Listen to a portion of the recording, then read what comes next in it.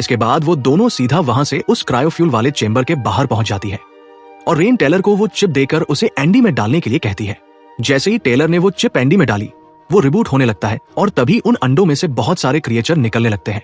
उनमें से एक क्रिएचर तो बिजोर पर हमला कर देता है, लेकिन बिजोर अपने पास रखी एक स्टिक से उसे दूर फेंक देता है।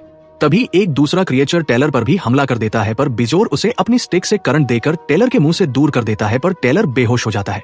टेलर बेहोश होकर पड़ा ही था कि तभी एक क्रिएचर फिर से उस पर हमला करने ही वाला था कि तभी एंडी, जो कि रिबूट हो चुका था, वो उस क्रिएचर को उसकी पूंछ से पकड़कर दूर फेंक देता है और जल्दी से जाकर उस सिक्योरिटी डोर को खोल देता है और सभी लोग जल्दी से बाहर आ जाते हैं। लेकिन तभी सभी क्रिएचर भी उस डोर का शीशा तोड़कर उनका पीछा करने लगे। वो जल्दी से एक दूसरे चेंबर में जाकर उसका दरवाजा बंद कर ही रहे थे कि तभी बंद होने तक उसमें से एक क्रिएचर भी वहां पर आ जाता है और वह नवार के चेहरे को बहुत ही बुरे तरीके से जकड़ लेता है। बिजोर नवार के चेहरे से उस क्रिएचर को अलग करने की कोशिश करता है, लेकिन जितना ही बिजोर उस क्रिएचर को नवार के मुंह से दूर करने की कोशिश कर रहा था, वो क्रिएचर भी नवार के गले को और भी ज्यादा ताकत लगाकर दबा रहा था। ये देखकर टेलर उसे ऐसा करने से रोक देता है।